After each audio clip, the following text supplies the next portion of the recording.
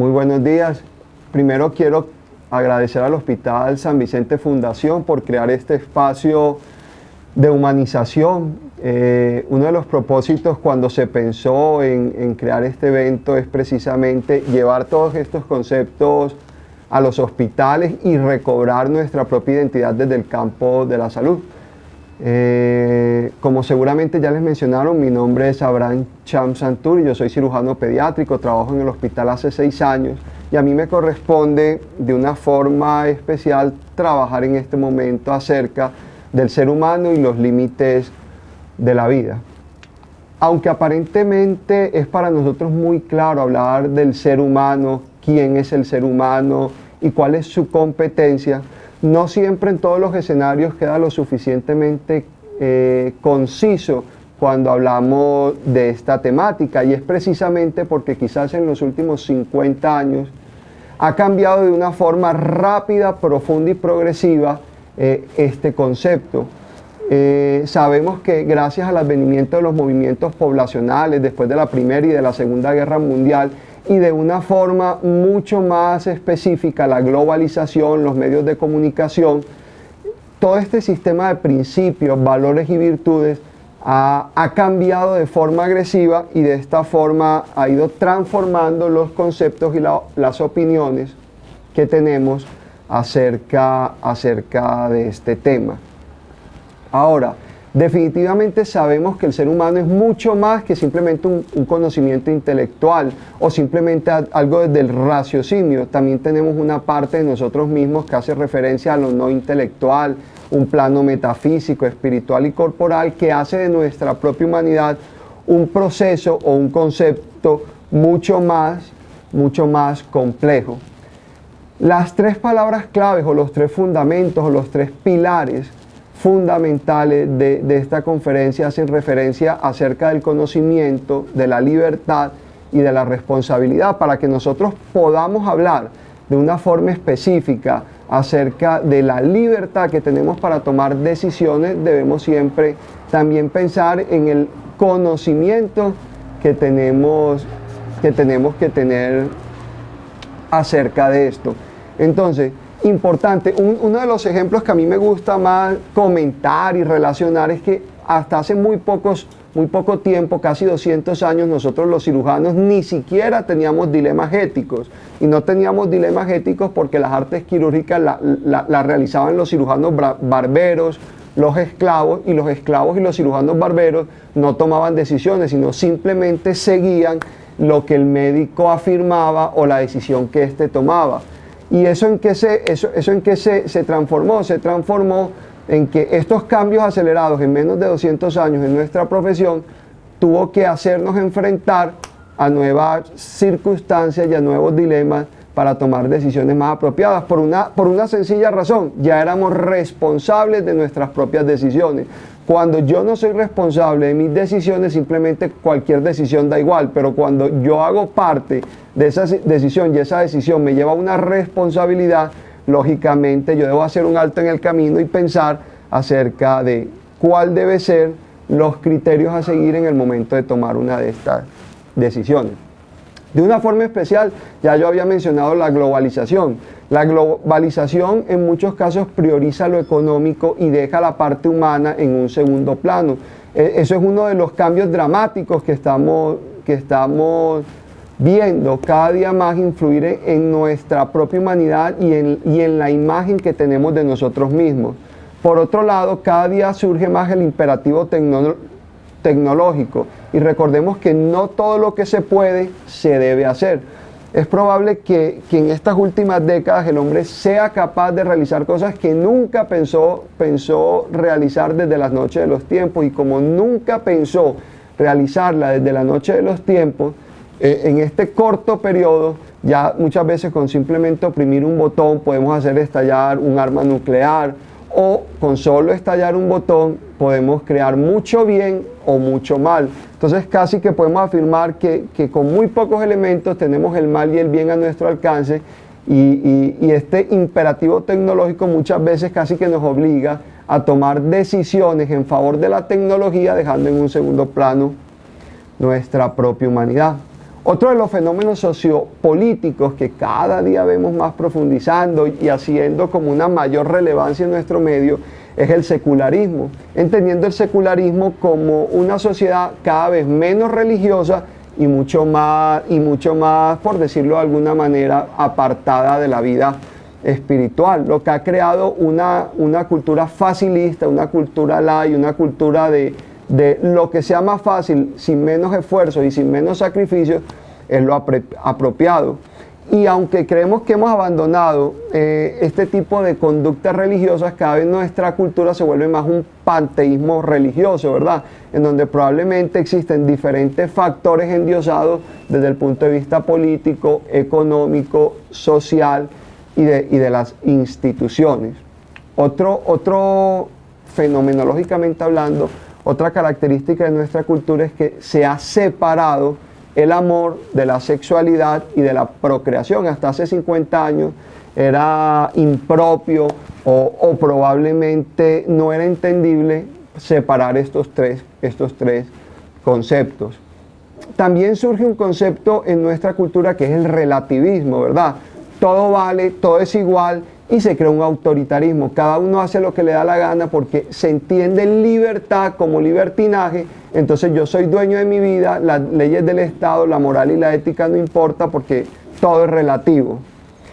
Y existe de igual forma en que el relativismo puede causar o desdibujar mucho daño en la figura que nosotros tenemos como seres humanos, también el fundamentalismo tiene una cuota de ese desdibujamiento de la imagen de hombre que nosotros tenemos.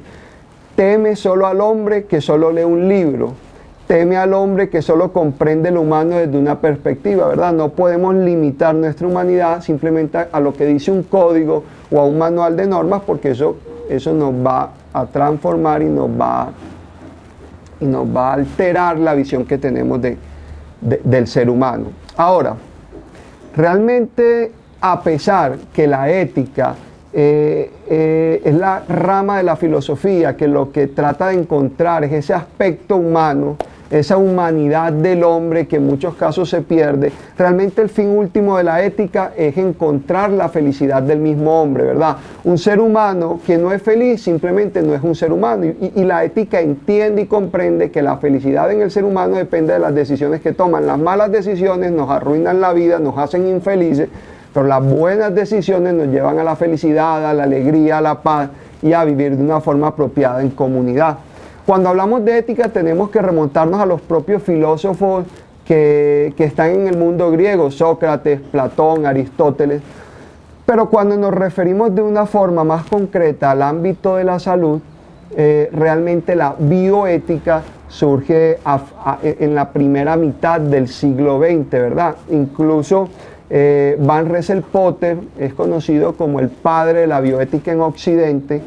Y este movimiento surge precisamente por los abusos cometidos en la Primera y en una forma especial en la Segunda Guerra Mundial por los médicos nazis y posteriormente los experimentos norteamericanos que se hacen sobre personas con sífilis a las cuales no se les administra tratamiento para simplemente experimentar qué pasa cuando no se les administra penicilina a los pacientes sifilíticos.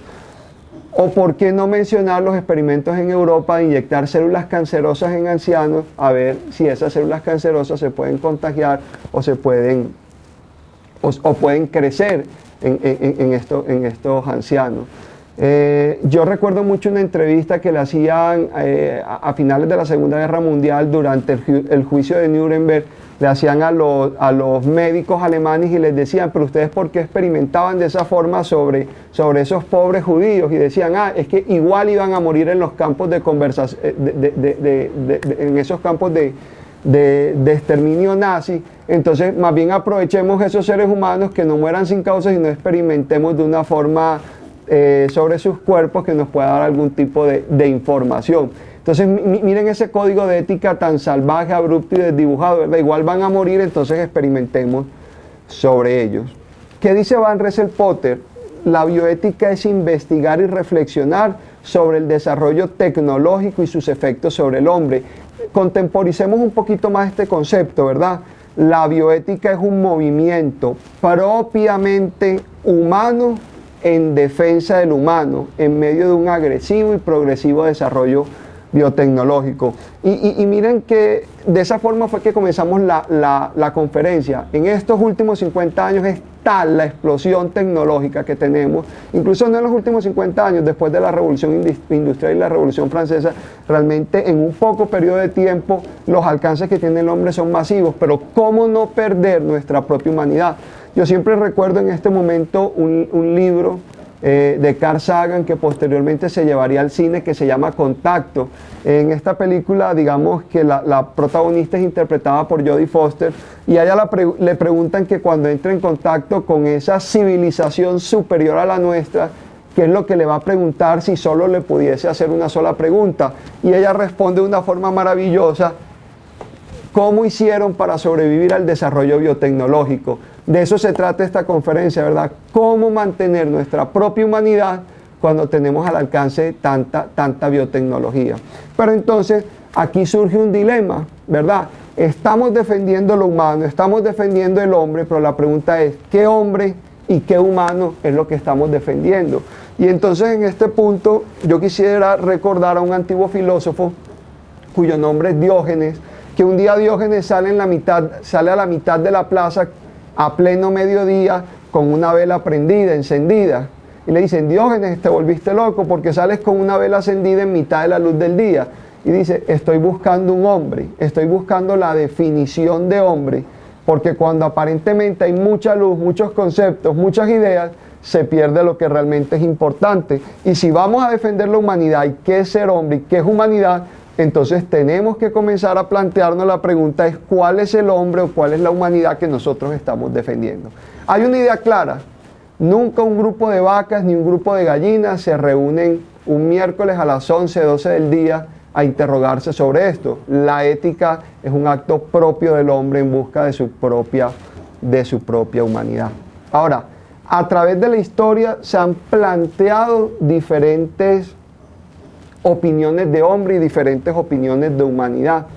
Y esto es un tema muy delicado, y es un tema muy delicado porque en muchas ocasiones la definición que nosotros tenemos de hombre o de humanidad nos lleva a nosotros mismos a crear racismos, esclavitudes, experimentaciones que van a dañar o a lesionar a otro ser humano. Les voy a poner un ejemplo típico.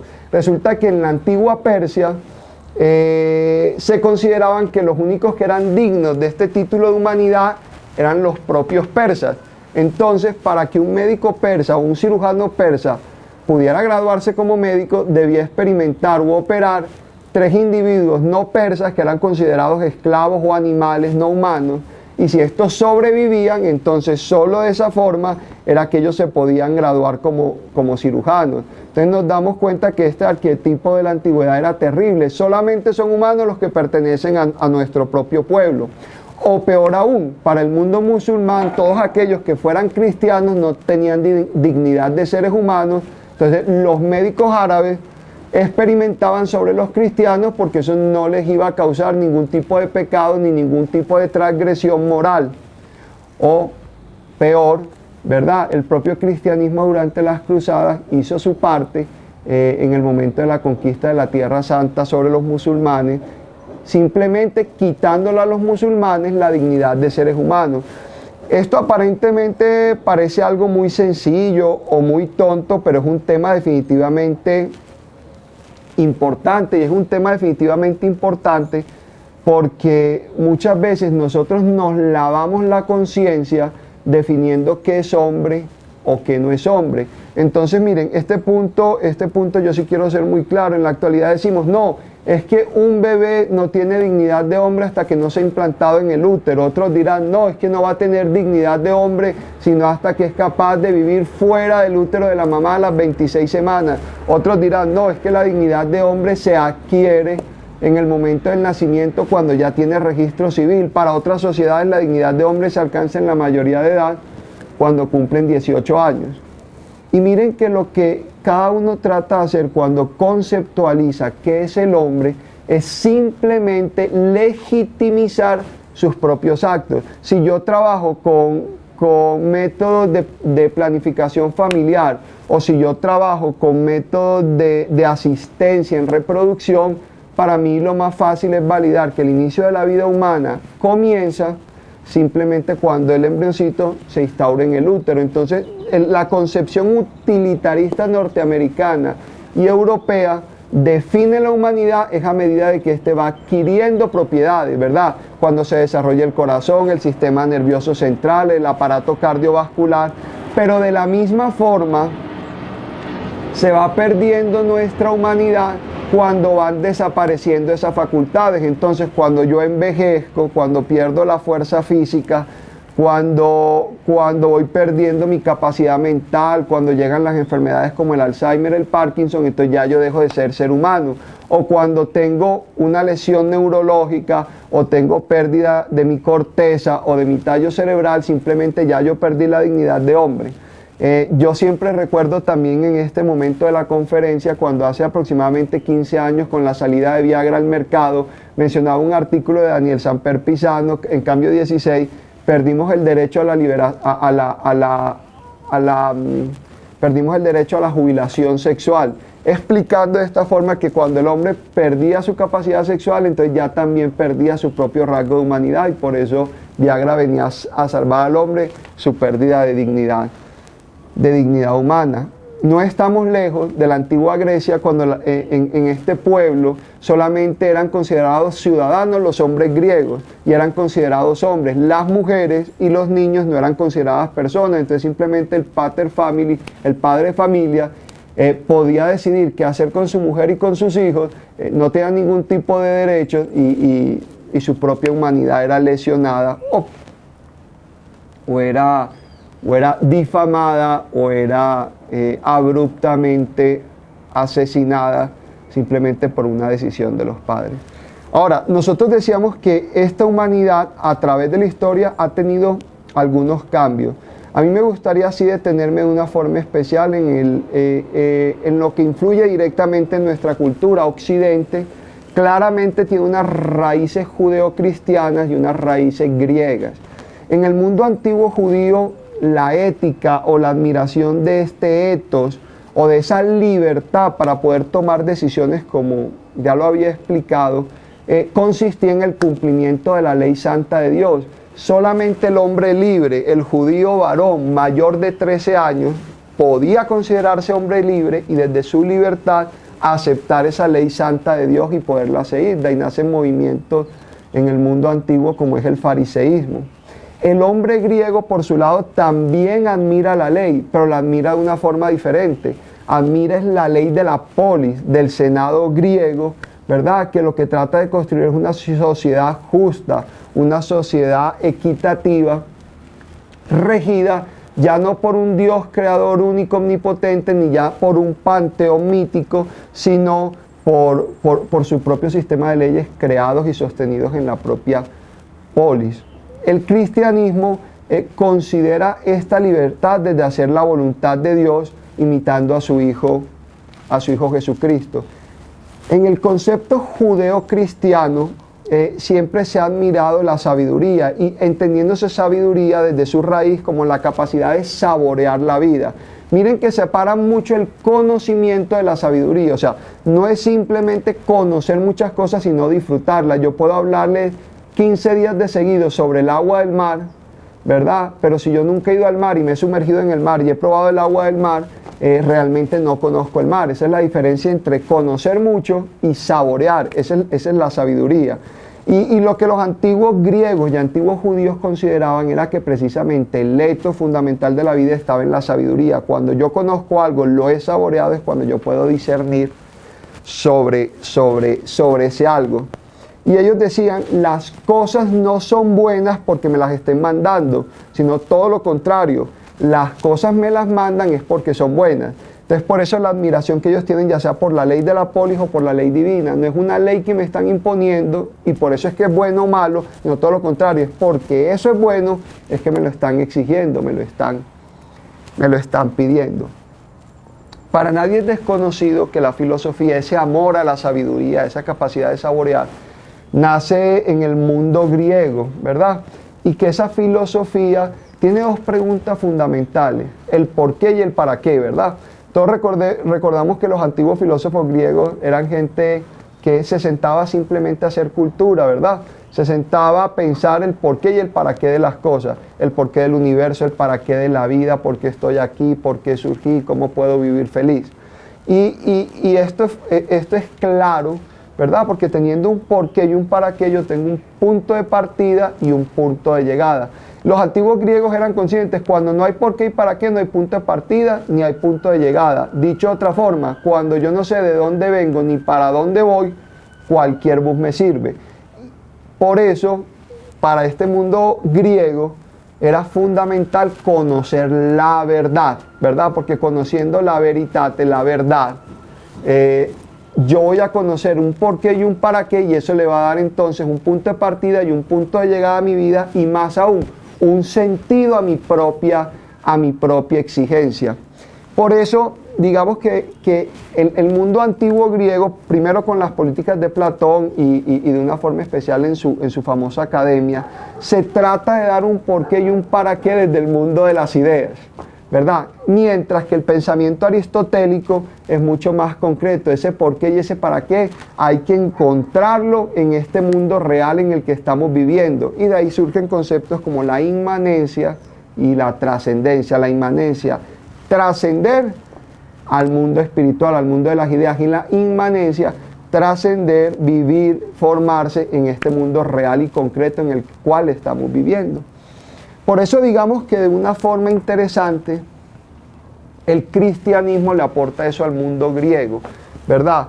Cuentan los evangelios de una forma particular. El evangelio según San Juan nos refiere que cuando Pilato en el pretorio está presentando a Jesús de Nazaret ante los judíos y les está preguntando qué quieren que haga con él, y la gente grita crucifícalo, entra con Jesús y le dice, bueno, ¿tengo el poder para darte la vida o tengo el poder para quitártela? ¿Tengo poder para matarte? ¿Verdad? ¿Qué dices tú? Y dice, yo solo he venido a dar testimonio de la verdad. Y claro, Pilato, que es un romano formado en el mundo griego, abre los ojos y pregunta, bueno, ¿y cuál es la verdad? Porque él sabe que la verdad es el por qué y el para qué, y que ese por qué y ese para qué va a darle sentido a su propia humanidad, a su propio rasgo de hombre, a su propia característica humana, y de esta forma él va a poder encontrar esa felicidad tan anhelada. Curiosamente, el mundo romano le había dado a sus ciudadanos muchas cosas. Le había dado una ciudad, un sistema de leyes, una polis, le había dado agua, canalizaciones, le había dado estabilidad política, estabilidad militar, le había dado placer a sus ciudadanos, pero realmente no, el imperio no le había dado a sus ciudadanos una verdadera razón por la cual vivir. Algo similar a lo que sucede en nuestros días. A veces pensamos que la felicidad la vamos a encontrar en el bienestar: agua, luz, TV, cable, internet, plata, placer. Sin embargo, no se alcanza esa felicidad tan anhelada. Por eso Pilatos abre los ojos y le dice, ¿y cuál es la verdad? Porque él está en busca de esa verdad, como lo está haciendo cualquier hombre de su tiempo y como lo estamos haciendo también nosotros. Curiosamente, el propio Pilato saca a Jesús delante del pretorio y dice en griego, exe homo. Exe homo traduce, este es el hombre, ¿verdad? Exe homo. Y lo que está diciendo desde la concepción cristiana, este es el modelo de hombre que hay que seguir. Este es el que tiene un porqué, este es el que tiene un para qué, ¿verdad? Tengo poder para darte la vida, tengo poder para quitártela. Y cuando hablamos de este tema de la muerte es bien curioso, porque el hombre comienza a preguntarse sobre su trascendencia y sobre su inmanencia, es precisamente cuando ve la muerte cara a cara. Nuestra cultura cada vez más como que aleja la muerte, ¿verdad? No queremos saber nada de envejecer, no queremos saber nada de enfermarnos, no queremos saber nada de la muerte. Pero precisamente la muerte se coloca delante del hombre como un interrogante que lo hace preguntarse sobre ese por qué y sobre ese para qué. Sobre ese por qué y ese para qué. Por eso la muerte termina volviéndose la gran igualadora, como decía Fernando Serpa Flores, el historiador colombiano. Entonces, ¿qué le da el cristianismo a ese mundo grecorromano y judaico? Primero, la muerte fue vencida, ¿verdad? Somos criaturas y no creadores. El sacrificio tiene un pago maravilloso, ¿verdad? Entregarnos para el hombre. El sábado fue hecho para el hombre y no el hombre para el sábado. Dicho de otra forma, ¿verdad? La tecnología fue creada para el hombre, no el hombre para la biotecnología.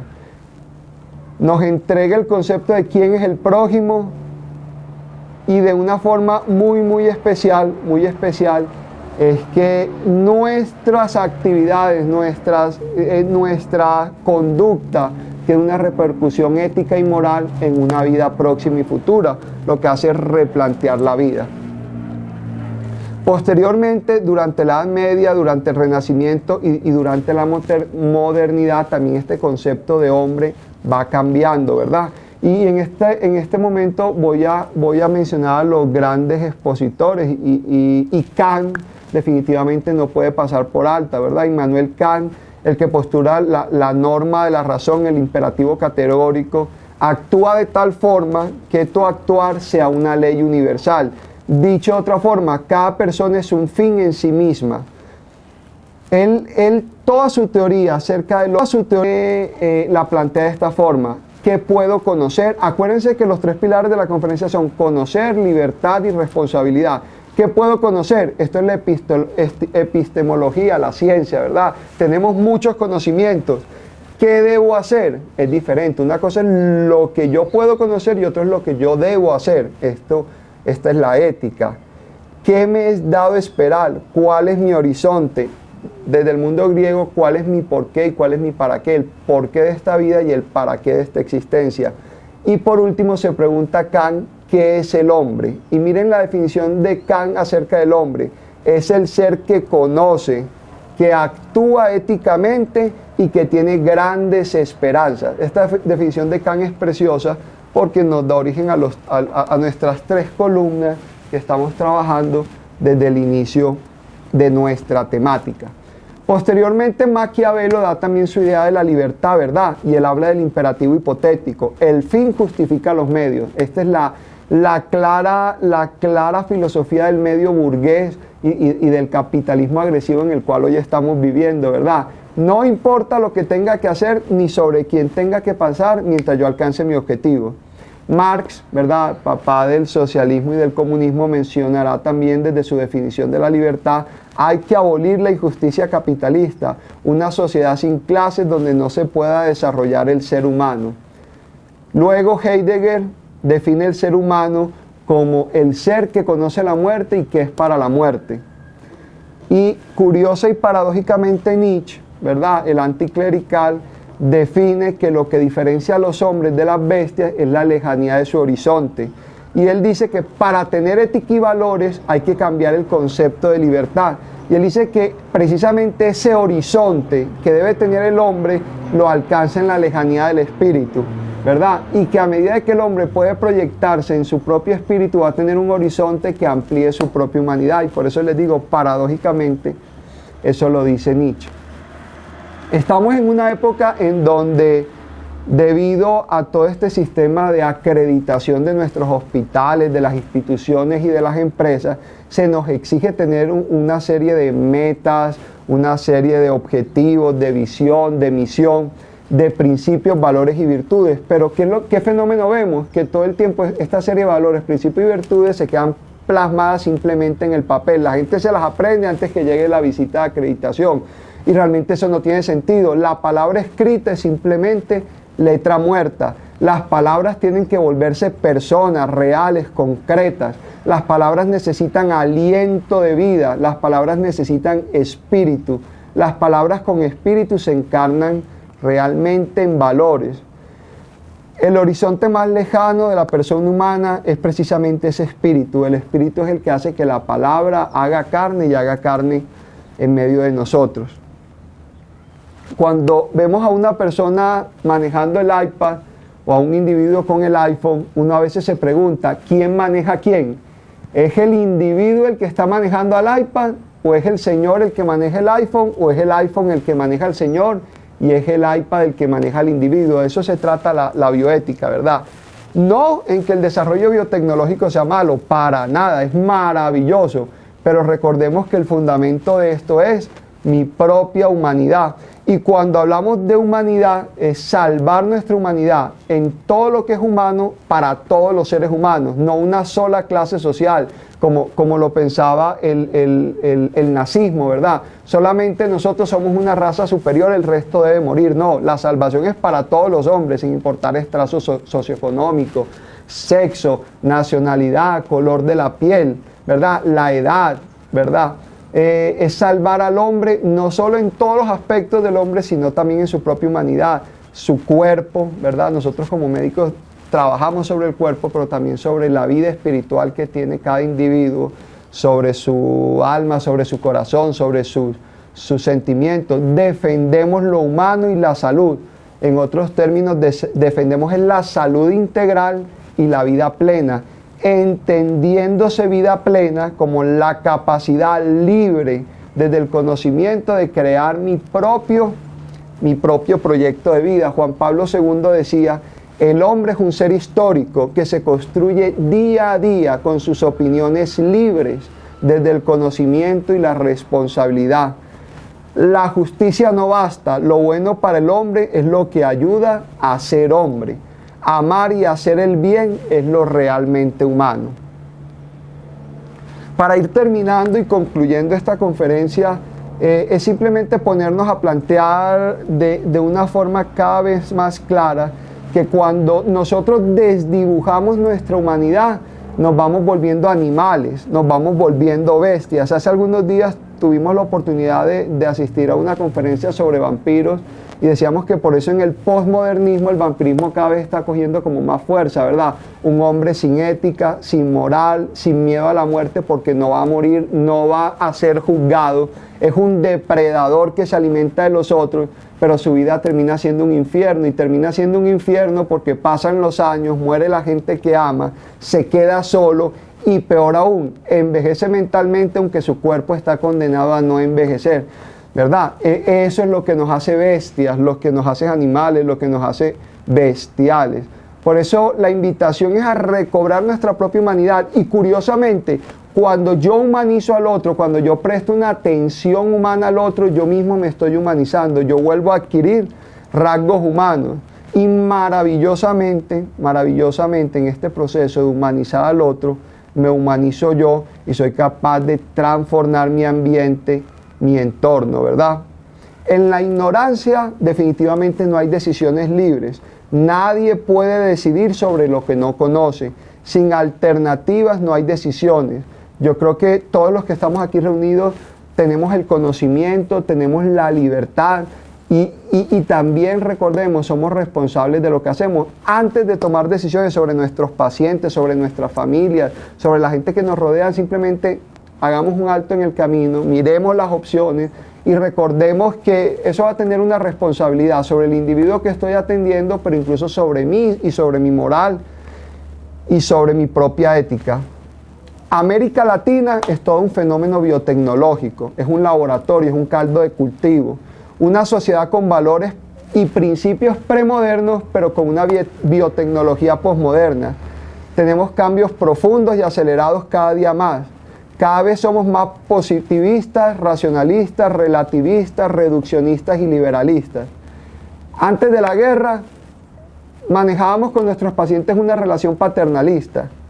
En la posguerra se privilegia la autonomía, ¿verdad? Ya no es lo que el médico sugiera, sino lo que el paciente quiera. Y en esta primera parte del siglo XXI, ellos son unos usuarios, yo soy un prestador de servicios y pensamos que ellos tienen la capacidad de llegar a un centro comercial o a un supermercado simplemente a comprar cosas. No, hay que recobrar la relación médico-paciente, tenemos que recobrar la magia de la atención médica y definitivamente tenemos que volver a esos principios y valores que nos hacen cada vez más seres humanos a imagen y semejanza de Dios.